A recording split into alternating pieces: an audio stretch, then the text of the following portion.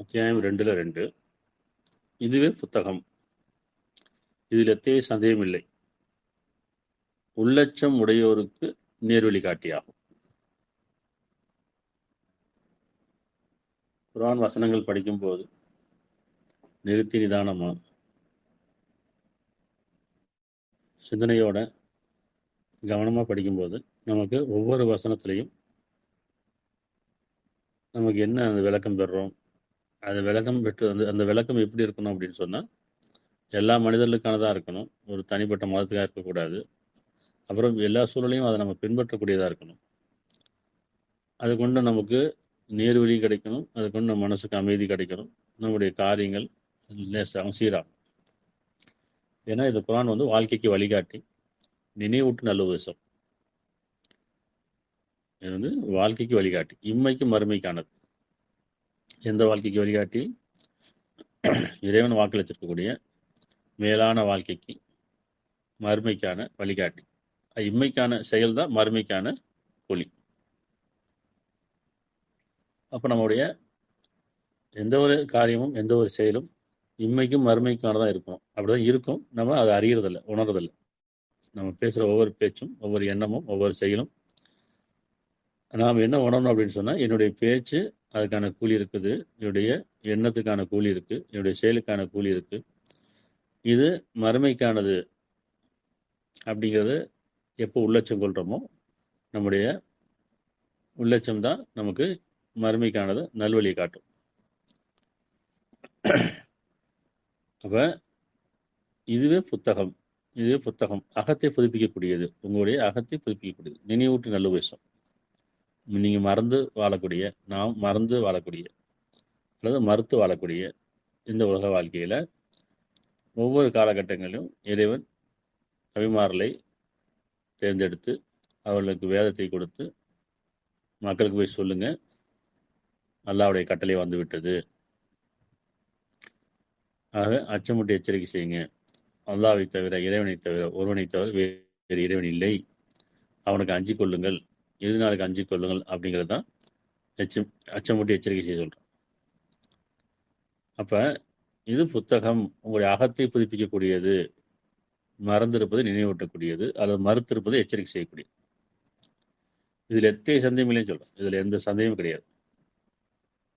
தெளிவானது, விளக்கமானது. இதில் எத்தகைய சந்தேகம் இல்லைன்னு அர்த்தம். இது தெளிவானது, விளக்கமானது. சகலவித உதாரணமும் இதில் சொல்லப்பட்டிருக்கு. அப்போ இதை தாண்டி போயிடக்கூடாது, குர்ஆனை தாண்டி விளக்கத்துக்கு போயிடக்கூடாது. இந்த குர்ஆனுக்குள்ளேயே இல்லைன்னு சொல்கிறேன். இதுக்கான விளக்கம் எப்படி இருக்குன்னு சொன்னால், கடல் 7 கடல் மையானாலும், ஒரு கடல் மையானாலும் 7 கடல் மையானாலும் எழுத முடியாது. அந்த அளவுக்கு இதில் விளக்கம் இருக்கு. உலகத்தில் மரங்கள்லாம் எழுதுகோலானாலும் எழுத முடியாது. அந்த அளவுக்கு இதில் விளக்கம் இருக்கு. அப்போ இந்த குர்ஆனை தாண்டி விளக்கத்தை தேடி போகக்கூடாது. எப்படி இறைவனுக்கு இணை கிடையாதோ, படைத்தவனுக்கு இணை கிடையாது, அவனுடைய வேதத்துக்கும் இணை கிடையாது. இறைவனுக்கு இணை வைப்பது குற்றம், பாவம், பெரும் பாவம். இறைவனுடைய கட்டளைக்கு, அவனுடைய வேதத்துக்கு இணை வைப்பது, இணை கற்பிப்பது, அவன் தம் தம் கரங்களால் எழுதி கொண்டு இதுவும் அல்லாஹ்விடம் வந்துதான் கூறுகிறார்கள், அவர்களுக்கு கேட்டுதான் அல்லாஹ் சொல்கிறான். அப்போ குர்ஆனுக்கு நிகராக பல புத்தகங்களையும் கதைகளையும் வச்சுக்கிட்டு இதுவும் மார்க்கம், இதுவும் அல்லாஹ்விடம் வந்தது தான், இதுவும் தூதர் சொன்னதான்னு சொல்லி யாரெல்லாம் சொல்கிறாங்களோ அவர்கள் அல்லாஹ்வுக்கு இணை கற்பிப்பவர்கள், தூதருக்கு மாறு செய்யக்கூடியவர்கள், வேதத்தில் குழப்பத்தை ஏற்படுத்தக்கூடியவர்கள். சரி, அப்போ இது எத்தகைய சந்தேகம் இல்லை அப்படின்னா தெளிவானது, விளக்கமானது, உள்ளச்சம் உடையவருக்கு நேர்வழி காட்டியாகும். உள்ளச்சம் உடையவருக்கு தான். அதாவது உள்ளச்சம் அப்படின்னு என்ன? உள்ளச்சம் உடையவர்களுக்கு தான் இந்த வேதம் வழிகாட்டும். உள்ளச்சம் உடையவர்களுக்கு மட்டும்தான் இந்த வேதத்தை தெளிவு கிடைக்கும், விளக்கம் கிடைக்கும், ஞானம் கிடைக்கும், வாழ்வியல் நெறி கிடைக்கும். உள்ளச்சம்னா என்ன? பயபக்தி. பயபக்தினா என்ன? பக்தி, பயமும் பக்தியும் கலந்தது உள்ளச்சம். பயம் அப்படின்னாலே நம்ம பார்த்ததெல்லாம் பயப்படுறோம், கேட்டதெல்லாம் பயப்படுறோம். அது பயம் இல்லை, அது வந்து பயம், உள்ளச்சம் கிடையாது. பார்க்காதவற்றின் மீது அவர் மறைவான்று நம்பிக்கொள்வார்கள், பார்க்காதவற்றின் பயம். கேட்காதவற்றின் மீதும் பயம், அது பயபக்தி, உள்ளச்சம். உள்ளார்ந்து மனசாட்சி, மனதுக்குள்ள சாட்சியம் இருக்குது. என்னுடைய ஒவ்வொரு எண்ணமும் ஒரு உள்ளட்சத்தை கொண்டு வருது. எண்ணம் தவறிடக்கூடாது, அந்த எண்ணங்களை கொண்டு என்னுடைய வார்த்தை தவறிடக்கூடாது, அந்த எண்ணங்களை கொண்டு என் செயல் தவறிடக்கூடாது, அந்த எண்ணங்களை கொண்டு என் பார்வை தவறிடக்கூடாது, அந்த எண்ணங்களை கொண்டு என்னுடைய செய்புலன் தவறிடக்கூடாது, அந்த எண்ணங்களை கொண்டு என் பாதை தவறிடக்கூடாதுன்னு சொல்லி யார் உள்ளச்சம் கொள்கிறார்களோ, ஒவ்வொரு எண்ணத்துக்கும் பிரித்தறிந்து உணர்ந்து அந்த பயபக்தியோடு இருக்கிறார்களோ அவர் உள்ளச்சமுடையவர்கள். உள்ளச்சம் அப்படிங்கிறது ஒரு காரியம் செய்கிறதுக்கு முன்னாடி, பேசுறதுக்கு முன்னாடி, ஒரு காரியத்தை செய்கிறதுக்கு முன்னாடி அது உள்ளச்சம் வேணும். தவறிடக்கூடாது, தவறிழத்தரக்கூடாது. ஒரு வார்த்தை பேசுறதுக்கு முன்னாடி நான் தப்பாக பேசிடக்கூடாது, உள்ளச்சம். தவறுறதுக்கு முன்னாடி தான் உள்ளச்சம். ஒரு காரியம் செய்கிறதுக்கு முன்னாடி உள்ளச்சம். செஞ்சதுக்கப்புறம், பேசுனதுக்கப்புறம் வர்றது பயம். தப்பு பண்ணிட்டேனே, தப்பாக பேசிட்டேனே, தப்பாக கேட்டுட்டேனே, அந்த தப்பு செஞ்சுட்டேனேன்ற அந்த பயம் வந்து குற்ற உணர்வு. செய்கிறதுக்கு முன்னாடி உள்ளச்சம், செஞ்சிடக்கூடாதுங்கிறது. அப்போ உள்ளச்சம் யாருக்கெல்லாம் இருக்கிறோ அவர்களுக்கு மட்டும்தான் வேதத்தின் விளக்கம் கிடைக்கும். இன்னைக்கு குர்ஆனை வச்சுட்டு நிறைய பேர் இஸ்லாம் மார்க்கம் சொல்லி தாடி தொப்பி வச்சுக்கிட்டு நிறைய சோசியல் மீடியாவில் வாய்க்கு வந்ததெல்லாம் கேட்டதெல்லாம் அல்லாஹ்வின் பேராலும், தூதர் பேராலும், வேதத்தின் பேராலும், இஸ்லாம்ன்ற மார்க்கத்தின் பேராலும் நிறைய கதைகள் விடுறாங்க. உள்ளச்சமே இல்லை. ஏன்னா வானங்களிலும் பூமியிலும் பேசப்படும் பேச்சையெல்லாம் அல்லாஹ் நன்கறிந்தவனா இருக்கிறான் அப்படின்னு சொல்றான். வானங்களிலும் பூமியிலும் பேசப்படும் பேச்சையெல்லாம் அல்லாஹ் நன்கறிந்தவனா இருக்கின்ற போது இப்போ நாம பேசிட்டு இருக்கோம், எத்தனை பேர் கான்ஃபரன்ஸ்ல இருக்கோம் அப்படிங்கிறது அல்லாஹ் அறிஞ்சவனா இருக்கான். நீங்க 2 பேர் பேசிட்டா 3வது நான் இருக்கேங்கிறான். நீங்க 3 பேர் பேசிட்டா 4வது நான் இருக்கேங்கிறான். நீங்க 4 பேர் இருந்தால் 5வது இருக்கிறேன். இதோட கூட குறைய இருந்தாலும் நான் உங்களோட இருக்கிறேன். நீங்க தனித்து தான் நான் கூட இருக்கேன்னு சொல்லும் போது இதுதான் உள்ளச்சம். இந்த பயம் வேணும், இந்த உள்ளச்சம் வேணும்.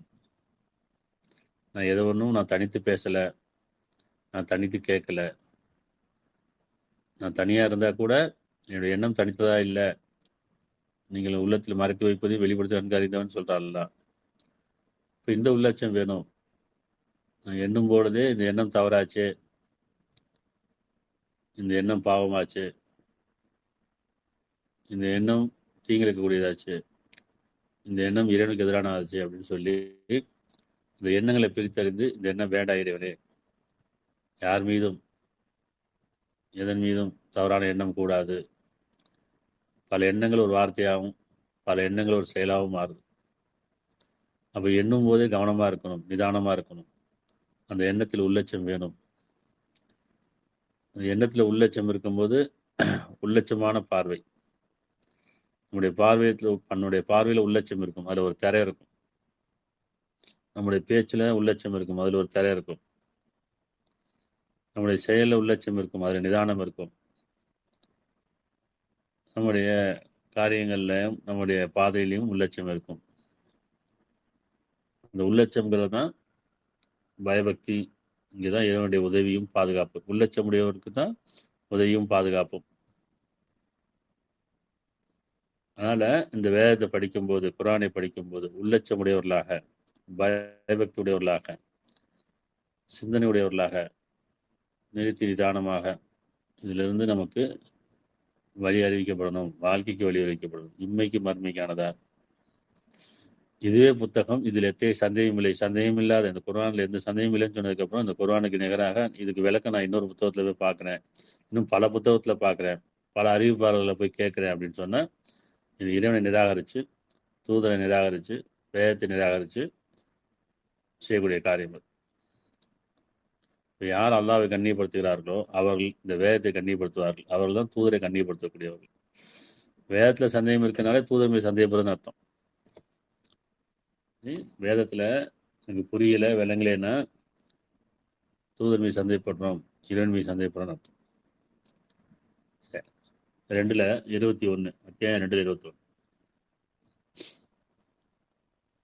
மனிதர்களே, உங்களையும் உங்கள் முன்னோரையும் படைத்த உங்கள் இறைவனையே அழையுங்கள், நீங்கள் உள்ளச்சமுடையவர்களாகலாம். மனிதர்களே தான் இங்கே கூப்பிடுறான். இஸ்லாமியரையும் கூப்பிடல, யூதர்களையும் கூப்பிடல, கிறிஸ்தவரையும் கூப்பிடல, எந்த ஒரு மதத்தின் அடிப்படையில் மதத்தின் பேரை வச்சு இறைவன் கூப்பிடல.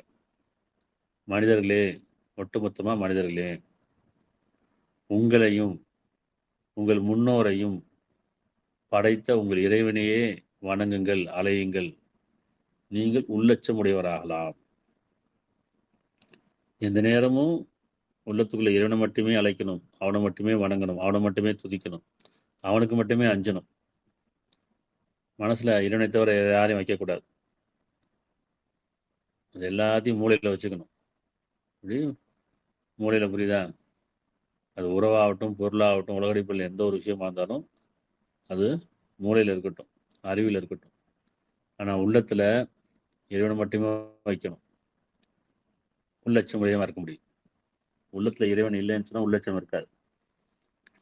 அவனை நினைவு கூர்ந்தவர்களாக, அவனுக்கு நன்றி செலுத்தியவர்களாக, அவனுக்கு பயந்தவர்களாக, பயபக்தியுடையவர்களாக இருந்தோம்னு சொன்னால் அப்போ தான் சொல்கிறேன், மனிதர்களே, உங்களையும் உங்கள் முன்னோரையும் படைத்த, உங்களை படைத்தவனும் ஒரு இறைவன் தான், உங்களை முன்னோரையும் படைத்தவன் இறைவன். முன்னோரை இறைவனா தெய்வம்னா வணங்கக்கூடாது. உங்கள் இறைவனையும் அலையுங்கள். உங்களுக்கு உங்களுடைய எந்த தேவை இருந்தாலும் சரி, அவனை அலையுங்கள். எப்படி அழைக்கணும்? ஆனால் உணராமல் அழைப்பு கிடையாது. இறைவனை யாருன்னு உணராமல், தனித்தனியாக உணராத வரைக்கும் இறைவன் கிடையாது. தனித்தனியாக ஒவ்வொருத்தரும் அவரவரும் அவருடைய இறைவனை உணராத வரைக்கும், இறைவன் அப்படின்றது அறியாத வரைக்கும் பிரார்த்தனை கிடையாது. கூட்டம் கூட்டமாக போய் ஒவ்வொரு கூட்டத்திலையும் போய் இதுதான் கடவுள், இதுதான் இறைவன் அப்படின்னு சொல்லி பிறர் சொல்லிக் கொடுத்து இறைவனை உணர்றது கிடையாது, இறைவனை அறிவது கிடையாது. ஒவ்வொருத்தரும் தனித்தனியாக இறைவனை உணராத வரைக்கும் இறைவனை நம்ம உணரலன்னு அர்த்தம். தனித்தனியாக உணரும் போது அங்கே மறைவான இறைவன் நம்ம உணர ஆரம்பிக்கிறோம். அப்போ தான் பிரார்த்தனையே. பிரார்த்தனைன்ற பேரில் சடங்கு பண்ணக்கூடாது. பிரார்த்தனை இறைவனை உணராத வரைக்கும் கிடையாது. யார் இறைவனை உணர்ந்ததுக்கு அப்புறமேல் தான் இங்கே பிரார்த்தனையும் உண்மையான பிரார்த்தனையாக இருக்கும். யாருன்னே தெரியாமல் ஒவ்வொரு மதத்துலேயும் ஒவ்வொரு கூட்டங்களையும் ஒவ்வொரு கடவுளையும் வச்சுக்கிட்டு இதுதான் கடவுள், இதுதான் எங்களுடைய இறைவன், இவங்கள பிரார்த்தனை பண்ணுறேன் அப்படின்னா அது பிரார்த்தனை கிடையாது. கற்பனை இவங்களையும் இருக்கணும். ஒவ்வொரு மனிதரும் தனித்தனியாக தன்னுடைய இறைவனை உணரணும். அப்படி உணரணும்னா சிந்திக்கணும். பார்த்ததையும் கேட்டதையும் இறைவனை எடுத்துக்கொள்ளக்கூடாது. உணர்ந்தால் தவிர இறைவன் கிடையாது. அப்படி உணரும் போது தான் பிரார்த்தனை, உண்மையான பிரார்த்தனை. உண்மையான இறைவனத்தில் உண்மையான பிரார்த்தனை, போலியான இறைவனத்தில் போலியான பிரார்த்தனை தான். கற்பனை யுகங்களையும் எப்போ நம்ம இறைவனை உணர்வோமோ, இறைவனை அறிகிறோமோ, அந்த பிரார்த்தனை அது கற்பனை யுகமாக இருக்கும். அவ்வளோதான். அதில் நம்பிக்கை இருக்காது, பலகீனம் இருக்கு, விரக்தி ஆயிரும். ஆனால் உண்மையான இறைவனை உணர்ந்துட்டோம்னு சொன்னால் அந்த பிரார்த்தனை பயனளிக்கும். அந்த பிரார்த்தனைக்கு பலன் உண்டு. அப்போ மனிதர்களே, உங்களையும் உங்கள் முன்னோரையும் படைத்து உங்கள் இறைவனையே அழையுங்கள், அவனையும் வணங்குங்கள், அவன்கிட்டே பிரார்த்தனை செய்யுங்கள், நீங்கள் உள்ளட்சம் உடையவராகலாம். இன்னும் உள்ளட்சம் அதிகம் பொருட்டு இறைவன்கிட்ட கேட்கணும். இறைவனே, உன்னை பற்றியா நீ ஞானம் கொடு. இறைவன் சொல்கிறான் இல்லையா, என்னை உணரும் பொருட்டு என்னுடைய தியானத்தில் நிலைத்திருப்பீராக, என்னை உணரும் பொருட்டு என்னுடைய தியானத்தில் நிலைத்திருப்பீராக. ஒவ்வொருத்தரும் தனித்தனியாக இறைவன்கிட்ட கேட்கணும். இறைவன், என்னை படைத்தவனே, ரப்பே, என்னை படைத்தவனே, உன்னை பற்றி எனக்கு ஞானம் கொடு, உன்னை உணரும் பொருட்டு, உள்ளட்சம் அதிகரிக்கும் பொருட்டு, இன்னும் மன அமைதி பெறும் பொருட்டு, நம்பிக்கை அதிக பெறும் பொருட்டு, பிரார்த்தனை எனக்கு நிறைவேறும் பொருட்டு உன்னை பற்றி எனக்கு ஞானம் கொடு இறைவனையும் கேட்கணும். கேட்டிருக்கோமா? இதெல்லாம் கடவுள் சொன்னால் அதெல்லாம் நம்பிடுறோம். யாரெல்லாம் கடவுள் சொன்னால் அதெல்லாம் நம்பிடுறோம். கல்லையும் மண்ணையும் மனிதர்களையும் பொருளையும் கடவுள் நம்பி, சூரியனையும் சந்திரனையும் எதெல்லாம் படைக்கப்பட்ட எல்லாத்தையும் கடவுள்னா அதை நம்பிடுறோம். அது பிரார்த்தனை பண்ணுறோம். அது எப்படி பிரார்த்தனையாகும்? அது இணைப்பாகும், பாவமாகும். இறைவனை தவிர வேறு எதுலையும் பிரார்த்தனை செஞ்சாலும் அது பாவம். இறைவனுக்கு இணைப்பது பாவம். இப்போ ஒவ்வொருத்தரும் தனித்தனியாக உள்ளத்தில் தியானிக்கணும், நேரத்தை ஒதுக்கி உட்காரணும். காலையிலும் மாலையிலும் இரவு நேரங்களிலும் ஓய்வு நேரங்களிலும் இறைவன்கிட்ட என்ன கேட்கணும்? இறைவனே, உன்னை பற்றி ஞானம் கொடு, உன்னை உணரும் பொருட்டு, உள்ளட்சம் அதிகரிக்கும் பொருட்டு, நம்பிக்கை அதிகரிக்கும் பொருட்டு, உன் பண்புகளை நான் அறியும் பொருட்டு, உன்னுடைய பண்புகளை, அருளாளன், அன்புடையவன், கருணையாளன், இரக்கமுடையவன், மன்னிப்பவன், உதவி செய்வன், பாதுகாப்பவன், ஞானமுடையவன், இப்படி அவனுடைய பண்புகள் பல இருக்கு. அந்த பண்புகளை அறியும் பொருட்டு எனக்கு ஞானத்தை கொடு இறைவனே. ஆகவே நீங்கள் அல்லாஹ் என்ற அலையுங்கள், ரஹ்மான் அலையுங்கள், அருளாளன் என்ற அலையுங்கள். எப்பேரை கொண்டு அழைத்தாலும் உனக்கு அழகிய பண்பு இருக்கின்றது. பண்புகளை பற்றி ஞானம் இல்லாமல் இறைவனை உணர முடியாது. பண்புகளை பற்றி ஞானம் இல்லாமல் பிரார்த்தனையும் கிடையாது. அதனால உங்களையும் முன்னோரையும் படைத்த உங்கள் இறைவனை அலையுங்கள், நீங்கள் உள்ளட்சம் உடையவராகலாம். உள்ளட்சம் அதிகமாகணும். யாருக்கெல்லாம் உள்ளட்சம் அதிகமாகிட்டே இருக்கோ அவங்கள வீணான காரியங்களை விட்டு விலகிடுவாங்க, வீணான பேச்சை விட்டு விலகிடுவாங்க, வீணானவர்கள்ட்ட விலகிடுவாங்க. வீணான பேச்சு இருக்காது, வீணான காரியம் இருக்காது. அதிக நேரம் ஒரு மௌனமுடையவர்களாகும், நிதானமுடையவர்களாகும், கவனமுடையவர்களாகும், வீணான காரியம் விட்டு விலகியவர்களாகும், தியானமுடையவர்களாகவும் ஆயிடுவாங்க. உள்ளட்சம் இருந்துச்சுன்னா இந்த வீண உலக வாழ்க்கை வேடிக்கை விளையாட்டெல்லாம் விட்டு விலகி, இந்த பொழுதுபோக்கெல்லாம் விட்டு விலகி, நேரம் கிடைக்கும் போதெல்லாம், ஓய்வு கிடைக்கும் போதெல்லாம், மனது அமைதி பெறும் போதெல்லாம் இறைவனுடைய தியானத்தில் நிற்பாங்க. அவனை புகழக்கூடியவர்களாகவும், அவனை தியானிக்கூடியவர்களாகவும், அவன்கிட்ட அருளை பெறக்கூடியவர்களாகவும், அவன்கிட்ட ஞானத்தை பெறக்கூடியவர்களாகவும், அவனிடமிருந்து மன்னிப்பு பெறக்கூடியவர்களாகவும் அந்த நேரத்தை பயன்படுத்தி, ஓய்வு கிடைக்க நேரம், உறங்கும் நேரம், விழிக்கும் நேரம், அமைதி கிடைத்த நேரம், ஒரு காரியம் நிறைவேறிய நேரம் எல்லாம் இறைவனை புகழ்ந்து துதித்து அவனிடத்துல மன்னிப்பு கோரி அவனிடத்துல இன்னும் அருளை வேண்டி ஞானத்தை வேண்டி இருக்கக்கூடியவர்களாக இருப்பாங்க. உள்ளட்சமுடையவர்கள். 2:45 அத்தியாயம் 2:45. மேலும் பொறுமையை கொண்டும் நற்செயலை கொண்டும் உதவி தேடுங்கள். மேலும் பொறுமையை கொண்டும் நல்ல செயலை கொண்டும் உதவி தேடுங்கள். எனினும் நிச்சயமாக இது உள்ளட்சம் உடையவருக்கன்றி மற்றவர்களுக்கு பெரும் பாரமாக இருக்கும். மற்ற மொழிபெயர்ப்ப தொழிலை கொண்டும் ஜகாத்தை கொண்டும் உதவி தேடுங்க போட்டிருக்கும். இங்கே பொறுமையை கொண்டும் நற்செயலை கொண்டும் உதவி தேடுங்கள். பொறுமையுடையவருக்கு என்ன உதவி செய்யறான், நல்ல செயலுக்கு என்ன உதவி செய்யறான். அப்போ பொறுமையை உங்களால் இருக்க முடியாதுன்னு சொல்றான். என்ன சொன்னா உங்களால் பொறுமையா இருக்க முடியாது, என்கிட்ட பொறுமையை கேளுங்க. அல்லாவுடைய உதவி இல்லாமல் உங்களால் பொறுமையாக இருக்க முடியாது, இறைவனுடைய உதவி இல்லாமல் பொறுமையாக இருக்க முடியாது. அப்போ முதல்ல பொறுமையை கொண்டா பொறுமைக்காகவா, இறைவனே பொறுமையை கொடு, இறைவனே பொறுமையாளனே உன் பொருளிலிருந்து எனக்கு பொறுமையை கொடு, இன்னும் நல்ல செயல் செய்வதற்கு உதவி செய், பிரார்த்தனை. அழகிய செயல் செய்யக்கூடியவர்களாக, அழகிய பேச்சு உடையவர்களாக, அழகிய எண்ணம் உடையவர்களாக, அழகிய எண்ணமும் அழகிய பேச்சும் அழகிய செயலும் உடையவர்களாக எங்களை ஆக்கிக் கொள்வதற்கு எங்களுக்கு உதவி செய்கிறவனே. அப்போ பொறுமையை கொண்டு அப்படின்னா பொறுமைக்காக உதவித்தான் இரண்டு உதவி இல்லாமல் பொறுமையாக இருக்க முடியாது. 16:127 சொல்றான் இல்லையா, அல்லாட உதவி இல்லாமல பொறுமையாக இருக்கணும், பொறுமை வேண்டியவராக. அப்போ இரண்டு பொறுமையை கேட்கணும். பொறுமை ரொம்ப அவசியம். பொறுத்தார் பூமி ஆழ்வார், பொறுமை கடலும் பெறுது. எதுக்கு சொல்றாங்க? பொறுமைங்கிறது இறைவன்கிட்ட பொறுப்பை படைச்சிட்டு அவன்கிட்ட உதவி தேடுறது. அவசரப்படங்க, எதுக்கும் அவசரப்பட வேண்டாம். இறைவன் பல இடங்களில் குர்ஆன்ல பொறுமையா இருங்கன்னு சொல்றாலாம். பொறுமையா இருங்கன்னு சொல்றான், அவசரப்படாதீங்க, உங்களுக்கு எதை பத்தி ஞானம் கிடையாது, அதனால பொறுமையா இருங்க, என்கிட்ட பொறுமையை கேளுங்க, என்கிட்ட உதவி தேடுங்க, நீங்க அவசரப்படாதீங்க. அவசரப்படுத்துவதெல்லாம் சைத்தானுடைய வேலை. எண்ணங்கள் அவசரம், பேச்சில் அவசரம், செயலில் அவசரம், இந்த அவசரத்தை கொண்டு வழி கெடுக்கிறான். அப்ப நிதானம், கவனம், தியானம், இங்கதான் பொறுமை ரொம்ப அவசியமா இருக்கு. ஞானம் பெற கொதிக்கும். இதெல்லாம் நம்ம நிதானமாகும். எந்த ஒரு காரியத்திலும், எந்த ஒரு பேசுறதுக்கு முன்னாடியும், எந்த ஒரு காரியம் செய்யறதுக்கு முன்னாடியும் முதல்ல நிதானம், அடுத்து கவனம். நிதானம்னா என்ன? அவசரப்படாமல் இருக்கிறது, இரண்டு பொறுப்பை பிடிக்கிறது. கவனம், அதுதான் உள்ளட்சம். தியானம், பிரித்தறிகிறது. இப்போ ஞானம், தெளிவடைகிறது. அப்போ இதெல்லாம் பொறுமைக்கு அவசியமா இருக்கு, உள்ளட்சத்துக்கு அவசியமா இருக்கு. அதனால் இறைவன்கிட்ட பொறுமைக்காகவும் இன்னும் நல்ல செயலுக்காகவும் உதவி தேடுங்கள். நிச்சயமாக இது உள்ளட்சம் உடையவருக்கு அன்றி மற்றவர்களுக்கு பெரும் பாரமாக இருக்கும்.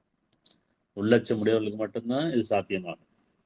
இது நிதானம், கவனம், தியானம், பொறுமை. யாருக்கு உள்ளட்சம் இல்லையோ அவருக்கு பெரும் பாரமா இருக்கும். எது? பொறுமையா இருக்கிறது, கவனமா இருக்கிறது, நிதானமா இருக்கிறது, பயபக்தியோடு இருக்கிறது. இதெல்லாம் உள்ளட்சம் யாருக்கும் இல்லையோ அவருக்கு சாத்தியம் கிடையாது. அடுத்து 197 ஹஜ்ஜுடைய காலங்கள். ஹஜ்ஜுடைய காலம் தவணை குறிப்பிட்டையாகும். ஹஜ்ஜுன்னு நம்ம ஏற்கனவே பார்த்துக்கோம் இல்லையா? ஹாஜத், இந்த சடங்கு ஹஜ்ஜுங்கிறது இறைவனுடைய ஹாஜத், விருப்பம். ஹஜ்ஜுனா ஹாஜத்து, விருப்பம். விருப்பம் அல்லாவுடையது, படைப்பு நோக்கமானுடையது. எந்த நோக்கத்தில் அவன் படைத்தானோ அந்த நோக்கத்தை நிறைவேற்றுறது தான் மனிதருடைய கடமையாக இருக்கு. இறைவன் படைக்கும் போது பிரதிநிதியாக படைக்கிறான். இறைவனுக்கு மாறு செய்யக்கூடாது, இணை வைக்கக்கூடாது, சைத்தானை வழிபடக்கூடாதுங்கிறது தான் இறைவனுடைய நோக்கம். இப்போ ஹாஜத்துங்கிறது, விருப்பங்கிறது இறைவனுடையது. அவன் விருப்பத்தோடு தான் மனிதர்களை படைக்கிறான். அப்போ அல்லாவுடைய விருப்பத்தை யார் தன்னுடைய விருப்பமாக ஏற்றுக்கொள்கிறாரோ, கடமையாக்கிக் கொள்கிறார்களோ அவர்களுக்கு இது ஹஜ்ஜு கடமையாக்கப்பட்டிருக்கு. ஹாஜத்து, விருப்பம், ஆசைங்கிறது தான் மனிதனுடையது. மனிதன் ஆசை கொள்வனாக இருக்கிறான். இந்த உலக வாழ்க்கையில் ஆசையில் மொழி கொள்வனாக இருக்கிறான். பொருளை கொண்டும் இன்னும் அறிவை கொண்டும் ஆசை கொள்வனாக இருக்கான். பெண்கள், ஆண்கள், பொன்னாலும் வெள்ளியிலுமான பெரும் கோயில்கள், உயர் ரக குதிரைகள், கால்நடைகள், விளைநிலங்கள் ஆகியவற்றுக்குள்ள ஆசை மனிதர்கள் அழகாக்கப்பட்டிருக்கு. இது ஆசை. இதெல்லாம் விருப்பம் நமது கிடையாது. விருப்பங்கிறது மறைவானது, அறிவுக்கு அப்பாற்பட்டது, சக்திக்கு அப்பாற்பட்டது. அந்த விருப்பத்தின் மீது நம்பிக்கொள்ளுங்கள். விருப்பம் உங்களுக்கு அமைக்கப்படுகிறது, அது இறைவனுடைய விருப்பம். நமக்கு அவனுடைய விருப்பத்தை உள்ளட்ச முடிவுகளுக்கு விருப்பமாக அமைக்கப்படும். அந்த விருப்பத்தை ஏற்றுக்கொண்டு அந்த விருப்பத்தின் அடிப்படை வாழ்றது தான் ஹஜ்ஜு. ஹஜ்ஜுடைய காலம் தவணை குறிப்பிட்டதாகும். ஒவ்வொரு விருப்பத்துக்குமான காலம் இருக்குது. அதில் பொறுமைக்கும் உதவி கேளுங்கள், உள்ளட்ச முடிவுகளாக. இப்போ நல்ல செயலுக்காக உதவி தேடுங்க. ஏன்னா அவற்றில் எவரேனும் ஹஜ்ஜை தன் மீது கடமையாகி கொண்டால், அல்லாவுடைய விருப்பத்தை யார் தன் மீது கடமையாகி கொள்கிறார்களோ, அல்லாவுடைய விருப்பத்தை நிறைவேற்றுவதற்காக பயபக்தியுடையவர்களாக தன் மீது கடமையாகி கொள்கிறார்களோ, ஹஜ்ஜின் போது மானக்கேடான செயல்களை, கெட்ட வார்த்தைகள் பேசுதல், வீணான பேச்சுகள் ஆகியவற்றில் ஈடுபடக்கூடாது. நான் பயபக்தியுடையா இருக்கணும், உள்ளட்சமுடையவராக இருக்கணும், இறைவனுக்கு பொருத்தமாக வாழணும், அவனுடைய விருப்பத்தை நிறைவேற்றணும். எந்த நோக்கத்தை என்னை படைத்தானோ அந்த நோக்கத்தை நிறைவேற்றணும்னு சொன்னால் இறைவன் சொல்கிறான், அப்படி யார் இறைவனுடைய விருப்பத்தை தன்னுடைய விருப்பமாக ஏற்றுக்கொண்டு அல்லாவின் விருப்பத்தை நிறைவேற்ற முற்படுகிறார்களோ, நிறைவேற்றுவதற்காக தன் மீது பொறுப்பேற்றுக் கொண்டார்களோ, அவர்கள் மானக்கேடான, மனதுக்கேடான காரியங்கள், செயல்களை விட்டும், கெட்ட வார்த்தைகள், கெட்ட வார்த்தை புரியுதா? அது மனதுக்கேடான வார்த்தைகள். கெட்ட வார்த்தைகள் அப்படிங்கிறது மனதுக்கு கேடான வார்த்தை. பொய் சொல்றது, உள்ள ஒன்றும் புறம் பேசுறது, பிறர் மனசை காயப்படுத்துறது, இறைவனுக்கு பொருத்தமில்லாத காரியங்கள், இறைவனுக்கு பொருத்தமில்லாத வார்த்தைகள் பேசுறது, கோவப்படுறது, எல்லாமே கெட்ட வார்த்தைகள் பேசுதல், பிறர் மனதை காயப்படுத்துறது. வீணான பேச்சுகள், வீணான பேச்சு, பயன் தராத பேச்சுக்கள், பெருமையான பேச்சுக்கள் ஆகியவற்றில் ஈடுபடுதல் கூடாது. நீங்கள் செய்யும் ஒவ்வொரு நன்மையும் அல்லாஹ் அறிந்தவனா இருக்கின்றான். இப்ப யார் இறைவனுடைய விருப்பத்தை தன்னுடைய விருப்பமாக ஏற்றுக்கொண்டு அந்த விருப்பத்தின் மீது வாழ்கின்றாங்களோ அவர் உம்ராவை பின்பற்று. ஹஜ்ஜுங்கிறது விருப்பம், ஹாஜத்து. உம்ராங்கிறது அதுபடி வாழ்க்கையை பேணிக்கொள்ளுது. அப்ப ஒவ்வொரு நன்மையும் அல்லாஹ் அறிந்தவனாக இருக்கின்றான். இது குறிப்பிட்ட காலமா அல்லது வாழும் காலங்களா? எந்த ஒரு காரியமும் வாழுங்காலங்கள் இருக்கணும். எந்த ஒரு பயபக்தியும் வாழுங்காலங்களில் முழுமையாக இருக்கணும். தொழுகை ஆகட்டும், ஜக்காத் ஆகட்டும், நோன்பு ஆகட்டும், ஹஜ் ஆகட்டும், எல்லாமே வாழுங்காலங்களில் முழுமையாக இருக்கணும். பிரேக் கிடையாது. குறிப்பிட்ட காலங்களில் குறிப்பிட்ட நேரம் தொழுகிறேன், குறிப்பிட்ட நேரம் மட்டும் நான், குறிப்பிட்ட காலத்தை மட்டும் நான் ஜக்காத்து கொடுக்குறேன், குறிப்பிட்ட காலம் மட்டும் நான் ஹஜ் செய்கிறேன் அப்படின்னு சொன்னால் சிந்திச்சு பார்க்கணும். ஆனால் வாழ்க்கையே தொழுகையாக்குறது, வாழ்க்கையை களிமையாக்குறது, வாழ்க்கையே ஜக்காத்தாக்குறது, வாழ்க்கையே ஹஜ்ஜாக்கி கொள்வது. ஹஜ்ஜுக்காக, அதாவது என்னுடைய வாழ்வும் என்னுடைய மரணமும் என்னுடைய தொழுகையும் என்னுடைய குர்பானியும் அல்லாஹ்க்குரியது அப்படிங்கும்போது வாழ்க்கையை அல்லாஹ்க்காக அர்ப்பணிக்கிறது. அப்படி அர்ப்பணிக்கும் போது, அப்படி யார் அர்ப்பணிப்பாங்க? யார் அல்லாஹ் எந்த நோக்கத்தில் படைத்தானோ அந்த நோக்கத்துக்காக வாழக்கூடியவர்கள். அவர்கள் தான் இந்த ஹஜ்ஜை நிறைவேறும். ஹஜ்ஜு நிறைவேறும் எப்போ? எப்போ களிமால உறுதியாக இருக்கிறோமோ, அவனை தவிர இறைவனை சொல்லி, எப்போ நற்செயலை நம்ம பேணிக் கொள்கிறோமோ, எப்போ அவன் கொடுத்தவற்றிலிருந்து பிறகு தர்மம் செஞ்சு கொண்டிருக்கோமோ, எப்போ தன்னை தூய்மையாய் கொள்கிறோமோ, இந்த 4 விஷயங்கள் செய்யும்போது ஹஜ் நிறைவேறுது, இறைவனுடைய விருப்பம் நிறைவேறும். ஹஜ் ஒரு தனி கிடையாது. இந்த 4 விஷயத்தை பின்பற்றும் போது ஹஜ் நிறைவேறுது, இறைவனுடைய பொருத்தத்துக்குரியவர்களாக, அவனுடைய திருப்திக்குரியவர்களாக ஆயிரும். சரி, இன்னும் ஒவ்வொரு நன்மையும் அல்லாஹ் அறிந்தவனாகவே இருக்கின்றான். இன்னும் பேணுதலாக இருந்து கொள்ளுங்கள். நிச்சயமா பேணிக் கொள்வதில் மிகவும் நன்மையானது உள்ளச்சமே ஆகும். இப்போ உள்ளச்சமுடையவருக்கு தான் நல்ல செய்தி. உள்ளச்சமுடையவரை பற்றி தான் இறைவன் பேசிட்டு இருக்கான். அப்ப நிச்சயமா பேணிக் கொள்வதில் மிகவும் நன்மையானது உள்ளச்சமே ஆகும். தக்வா, பயபக்தி அல்லாஹ்வின் அடையாளம் உள்ளதாகும் இல்லையா? எனவே நல்லறிவுடையவரே, எனக்கே உள்ளத்துடன் நடந்து கொள்ளுங்கள். எனக்கு இறைவனுக்கு மட்டும் உள்ளச்சமுடையவர்களா இருக்கு, பயபக்தி அளவலா இருக்கேன்னு சொல்ல. சரியா? அத்தியாயம் 7:35. ஆதமுடைய சந்ததியினரே, ஒவ்வொரு வசனத்தையும் நோட் பண்ணி வச்சுக்கோங்க.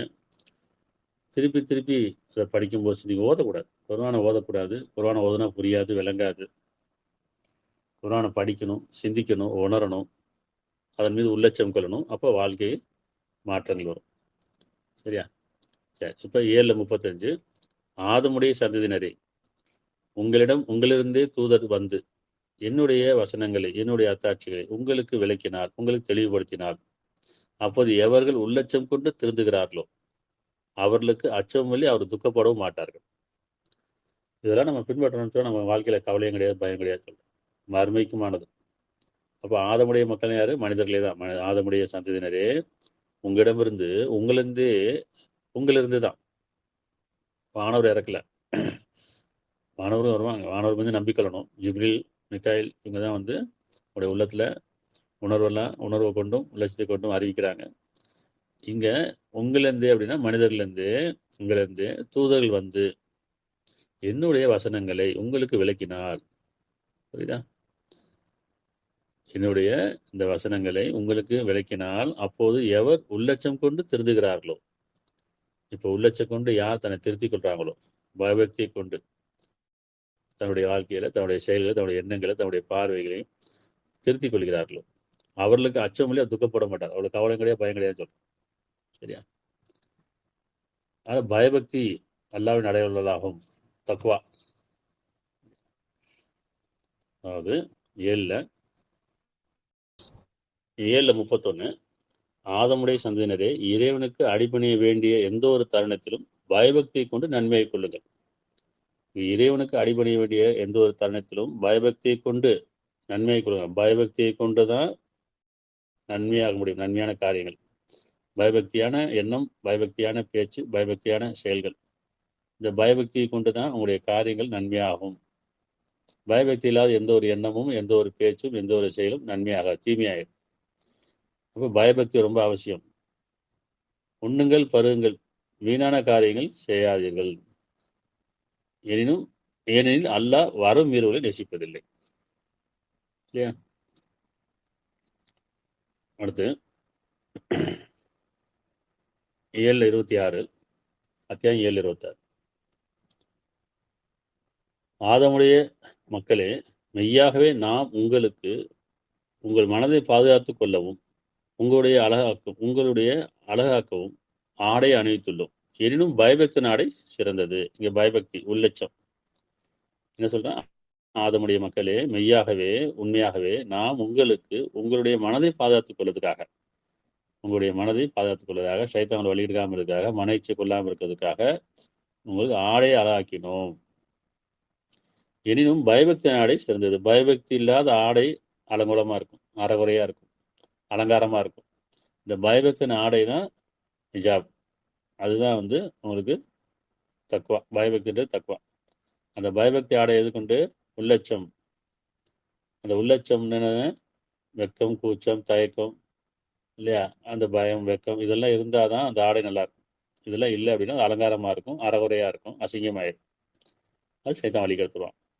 அப்போ இந்த பயபக்தின் ஆடை, உள்ளச்சம் ஆடை சிறந்தது. இது அல்லாவுடைய அடையாளங்கள் உள்ளதாகும். இதை கொண்டுதான் இறைவன் அடையாளம் பெறான். நாம இறைவனுக்கு எப்படி அடையாளம் காட்டுறோம்? ஒவ்வொரு மதத்துலையும் ஒவ்வொரு அடையாளங்கள் ஆடைகளை வச்சிருக்கோம்.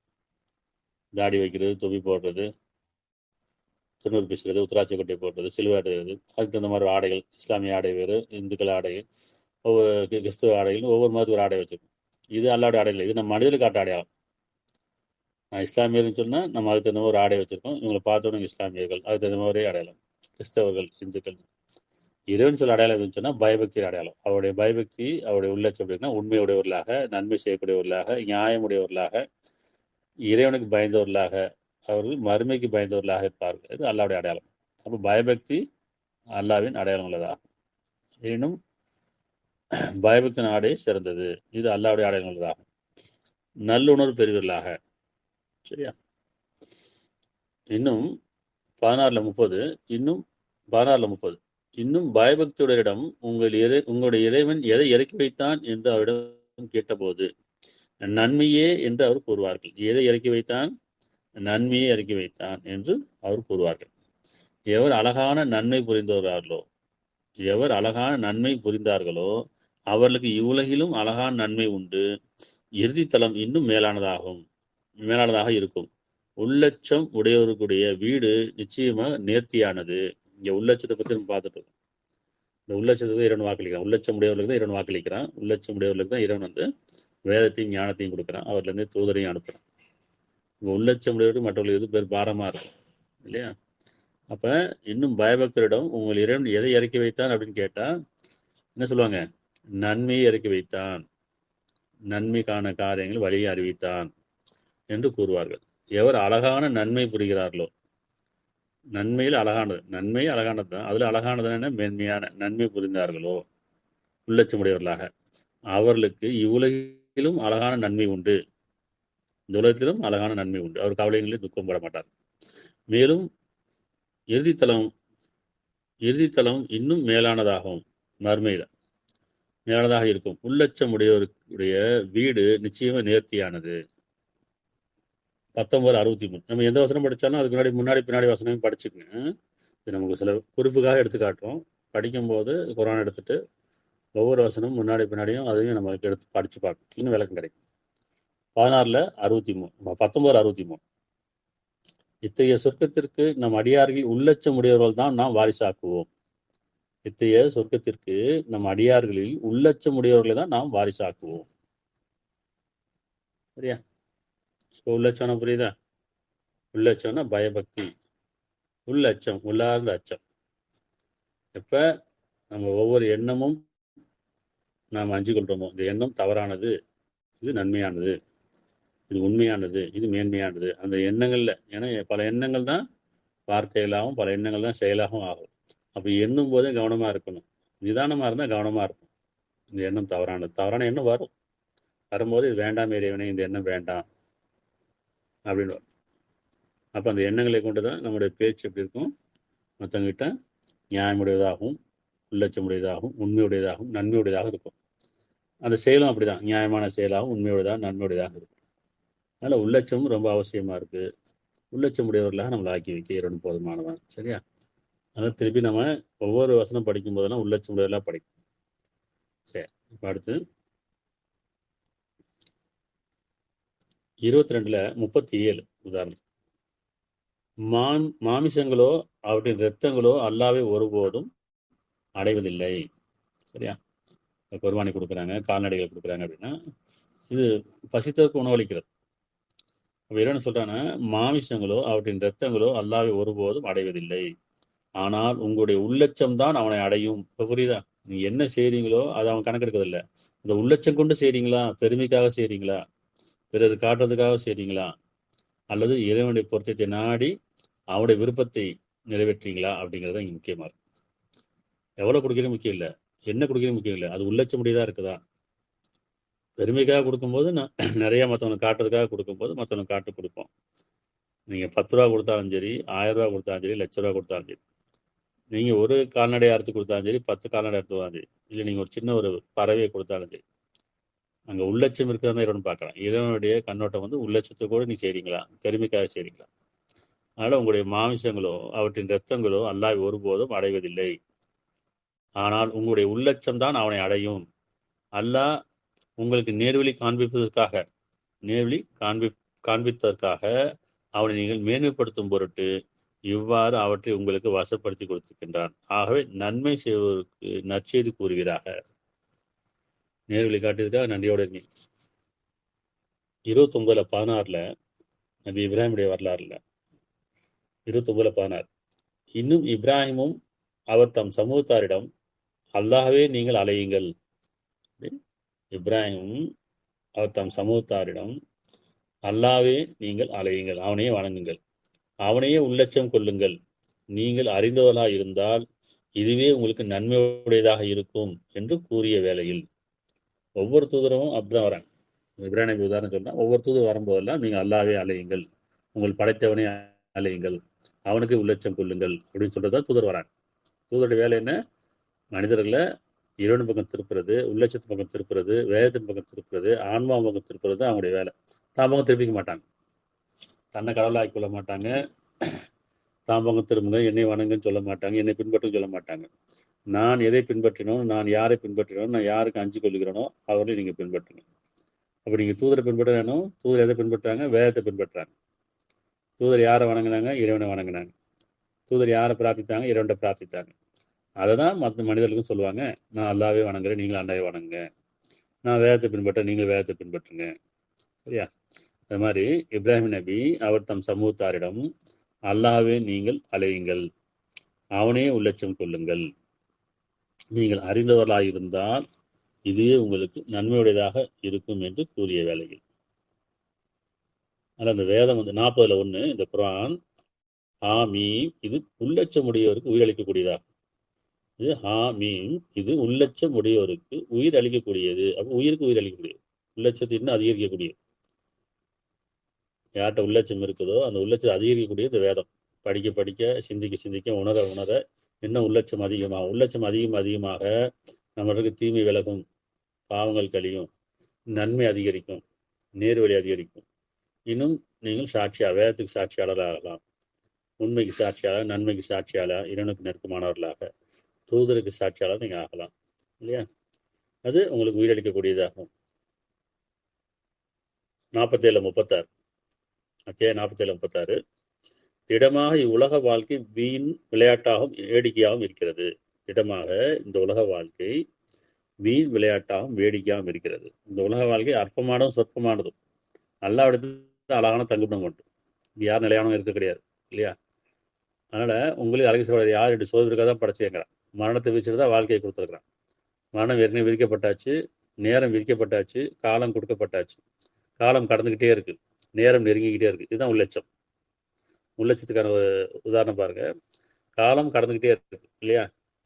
நம்ம செயல்பட்டாலும் செயல்படாட்டாலும், தூங்கிட்டு இருந்தாலும் விழிச்சிட்டு இருந்தாலும், ஓடுனாலும் நிற்காந்தாலும் நின்றாலும், எது செஞ்சாலும் செய்யாட்டாலும் காலம் கடந்துக்கிட்டே தான் இருக்கும்.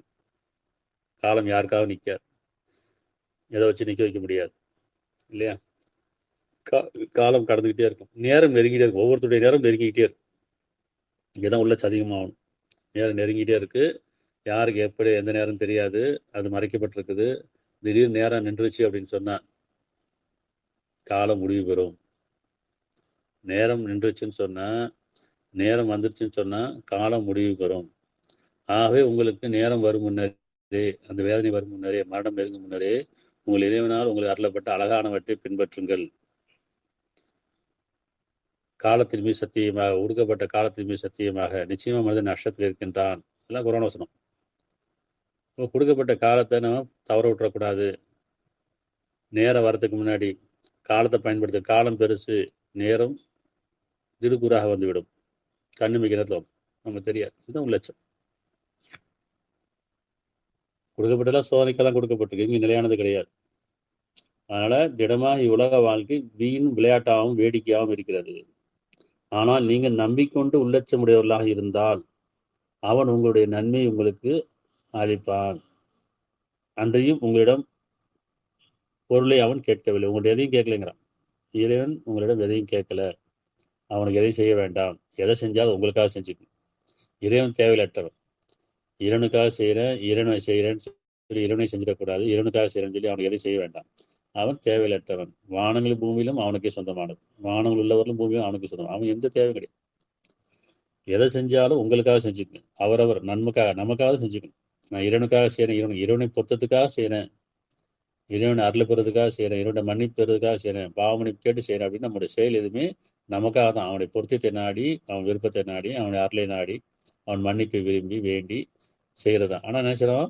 நான் இறைவனுக்காக செய்கிறேன், இறைவனுக்காக செய்ய வேண்டாம். அது பாவமாகும். அது இணைவு பாவம். எந்த ஒரு செயலும் உங்களுக்காக செஞ்சுக்க, நமக்காக செஞ்சுக்க. சரியா? உள்ளச்சமுடையவராக இருந்தால் அவன் உங்களுக்கு நன்மையை உங்களுக்கு அளிப்பான். அன்றையும் உங்களிடம் உங்களுடைய பொருளை அவன் கேட்கவில்லை. 51:15 நிச்சயமா உள்ளச்சம் கொண்டவர்கள் சோலைகளிலும் நீரூற்றிலும் இருப்பார்கள். உள்ளச்சம் கொண்ட உலக வாழ்க்கையில் யார் உள்ளச்சம் கொண்டவர்களாக வாழ்றாங்களோ அவர் நிச்சயமா மறுமையில் சோலைகளிலும் நீரூற்றிலும் இருப்பார்கள். 52:26 அத்தியாயம் 52:26 இதற்கு முன் நாம் குடும்பத்தாடையே இருந்தபோது நிச்சயமா உள்ளச்சம் உடையவராக இருந்தோம். என்ன சொல்லுவாங்க? சொர்க்கத்தில் பேசிப்பாங்க. என்ன பேசிப்பாங்க? இதற்கு முன்னர் நாம் குடும்பத்தாரிடையே இருந்தபோது நமக்கு குடும்பம் கொடுக்கப்பட்டுச்சு. அதில் அழகீஸ்வரர் யார் என்று சோதனைக்காக கொடுக்கப்பட்டுச்சு. அந்த குடும்பத்தாரில் இருக்கும்போது உள்ளச்சமுடையவர்களாக, இறைவனுக்கு பயந்தவர்களாக, ஒருத்தருக்கு ஒருத்தர் பொறுமையுடையவர்களாகவும் நன்மை செய்யக்கூடியவர்களாகவும் இருந்தோம். அப்போ இதற்கு முன்னர் நாம் குடும்பத்தாரிடையே இருந்தபோது நிச்சயமாக உள்ளச்சமுடையவராகவே இருந்தோம். அதுக்கான கூலி தான் கொடுக்கப்பட்டிருக்கணும். 78:31 நிச்சயமா உள்ளச்சம் உடையவருக்கு வெற்றி பாக்கியம் இருக்கிறது. 78:31 நிச்சயமா உள்ளச்சம் உடையவர்களுக்கு வெற்றி பாக்கியம் இருக்கிறது. என்னுடைய வாக்கு. நான் திருப்பி இந்த வசனம் படிக்கும் போதெல்லாம் அதுக்கு முன்னாடி வசனமும் பின்னாடி வசனம் படிச்சுக்கங்க. உங்களுக்கு குறிப்பெடுத்து காட்டப்பட்டிருக்கு. குர்ஆன் இப்படிதான் படிக்கணும், இப்படிதான் சிந்திக்கணும், இப்படிதான் உணரணும் அப்படிங்கிறத நம்ம பார்க்குறோம். அப்போ படிக்கும்போது நிதானமாக எடுத்து குர்ஆன் எடுத்து முன்னாடி வசனம் பின்னாடி வசனம் படிச்சு இதெல்லாம் ஒரு குறிப்புக்காக காட்டும். இப்போ நம்ம திருப்பி 2:21 2:21 இதுவே புத்தகம். இதில் எத்தனை சந்தேகம் இல்லை. இது புத்தகம் உங்களுடைய அகத்தை புதுப்பிக்கக்கூடியது. இந்த குர்ஆன், இந்த வேதம் உங்களுடைய அகத்தை புதுப்பிக்கக்கூடியது. மாசுபட்ட இந்த உள்ளத்தை, மாசுபட்ட மனசை புதுப்பிச்சு உள்ளத்தை புதுப்பிக்கக்கூடியது. இதுவே புத்தகம். இது எத்தனை சந்தேகம் இல்லை. இது சந்தேகம் கிடையாது. முதல்ல சந்தேகனோட பார்க்கக்கூடாது. இதில் விளக்கம் இல்லை. விளக்கம் இறைவன்கிட்ட கேட்கணும். ஒவ்வொரு வசனம் படிக்கும் போதெல்லாம், ஒவ்வொரு வசனம் சிந்திக்கும் போதெல்லாம் இறைவனே இதுக்கான விளக்கத்தை கொடு, இது வாழ்க்கைக்கு வழிகாட்டி ஆக்கிவை, சாட்சி ஆக்கிவைன்னு கேட்கும். அப்போ இது புத்தகம், இதுவே புத்தகம். இதில் எத்தனை சந்தேகம் இல்லை. உள்ளச்சம் உடையவர்களுக்கு இது நேர் வழிகாட்டும். உள்ளச்சம் இருந்தால் மட்டும்தான் இந்த குர்ஆன் வழிகாட்டும், இந்த வேதம் வழிகாட்டும்.